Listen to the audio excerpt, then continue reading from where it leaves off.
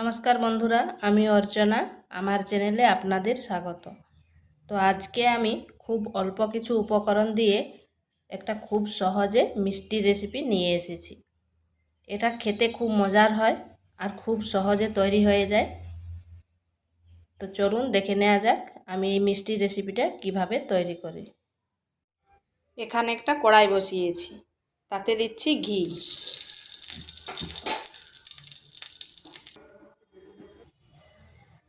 এরপর এখানে দিচ্ছি 150 গ্রাম সুজি। সুজিটাকে হালকা ভেজে নিচ্ছি।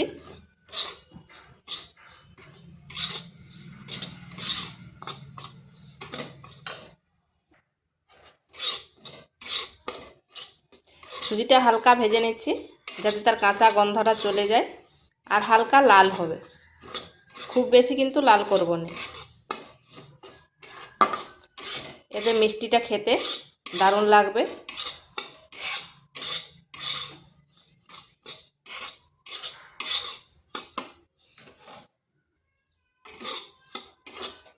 সুজিটা দেখুন হালকা কালার চেঞ্জ হয়ে গেছে আর হালকা হালকা লাল হয়ে গেছে।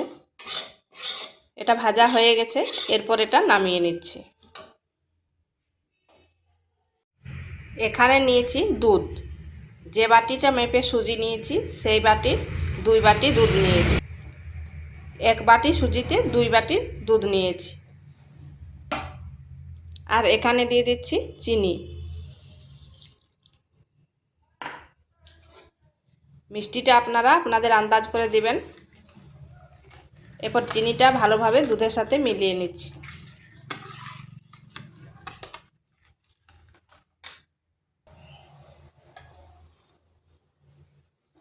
এইভাবে নেড়ে নেড়ে চিনিটা মিশিয়ে নিতে হবে।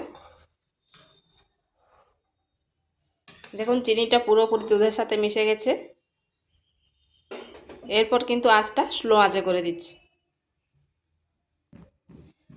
এরপর এখানে দিয়ে দিচ্ছি যে সুজিটা ভেজে রেখেছিলাম সুজিটা।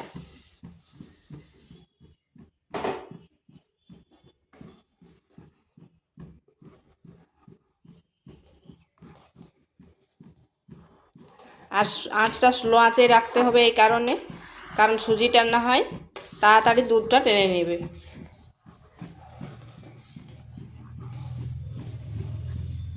এইভাবে বেশ কিছুক্ষণ রান্না করে নিচ্ছি,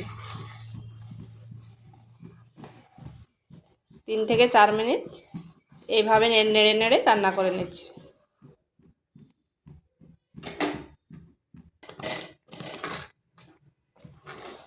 দেখুন সুজিটা কত তাড়াতাড়ি দুধটা টেনে নিয়েছে।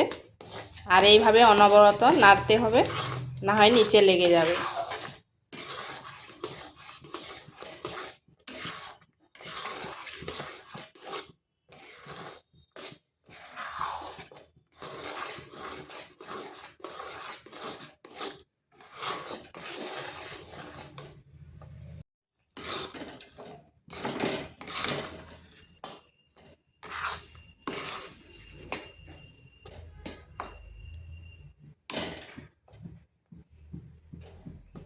এরপর এখানে দিচ্ছি 2 চামচ টক দই। আপনারা হয়তো ভাববেন টক দই দিলে মিষ্টিটা নষ্ট হয়ে যাবে, কিন্তু সে কিছু হবে না। আর টক দইটা দেওয়ার জন্য মিষ্টিটা বেশ দানাদার হবে আর খেতেও কিন্তু দারুণ লাগবে। এরপর ভালোভাবে মিশিয়ে নিচ্ছি।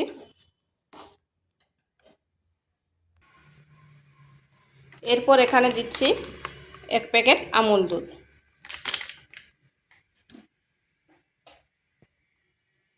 আর দিচ্ছি এলাচের গুঁড়ো, তাতে গন্ধটা দারুণ হবে। আর এখানে আপনারা যে কোনো ড্রাই ফ্রুটস দিতে পারেন। আমি এখানে কাজু আর কিশমিশকে এভাবে টুকরো টুকরো করে নিয়েছি। তাতে মিষ্টিটা খাবার সময় মুখে লাগলে এর স্বাদটা কিন্তু দ্বিগুণ বেড়ে যাবে। এরপর ভালোভাবে এগুলো মিশিয়ে নিচ্ছি।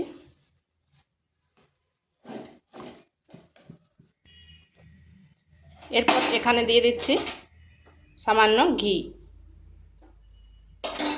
ঘিটা ভালোভাবে এর সাথে মিশিয়ে নিচ্ছি, তাতে ঘিয়ের গন্ধটা আসবে। এটা একটু শক্ত শক্ত করে নিতে হবে। এইভাবে করে নিয়েছি, আর দেখুন কি সুন্দর কড়াই থেকে ছেড়ে যাচ্ছে। এরপর এটা নামিয়ে একটু ঠান্ডা করে নিচ্ছি। এখানে একটা পলিথিন নিয়েছি, তাতে ঘি মাখিয়ে নিয়েছি। এরপরে সুজির ডোটা এই পলিথিনের মধ্যে দিয়ে দেব। এইভাবে ডোটা দিয়ে দিয়েছি। এটাকে এরপর একটা রোল করে নেব।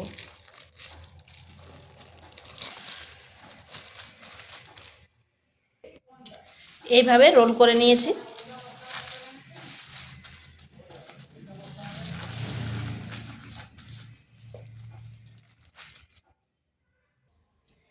এর উপর আর কিছু কিশমিশ এভাবে দিয়ে দিচ্ছি।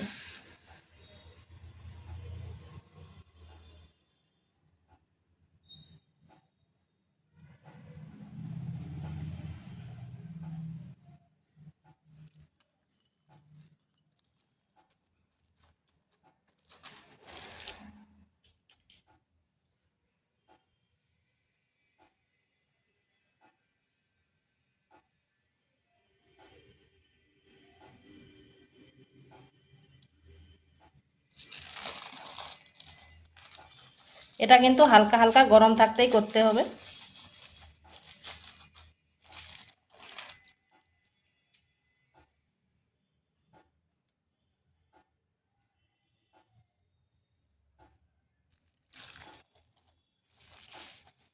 এরপর এইভাবে রোল করে 10 থেকে 15 মিনিট রেখে দিচ্ছি, তাতে সেট হয়ে যাবে। এইভাবে রেখে দিচ্ছি, তাতে ভালোভাবে সেট হয়ে যাবে। এরপর আমি 10 মিনিট পর আবার ফিরে আসছি। প্রায় 10 থেকে 15 মিনিট হয়ে গেছে আর সেট হয়ে গেছে। এরপর পলিথিনটা খুলে নিচ্ছি।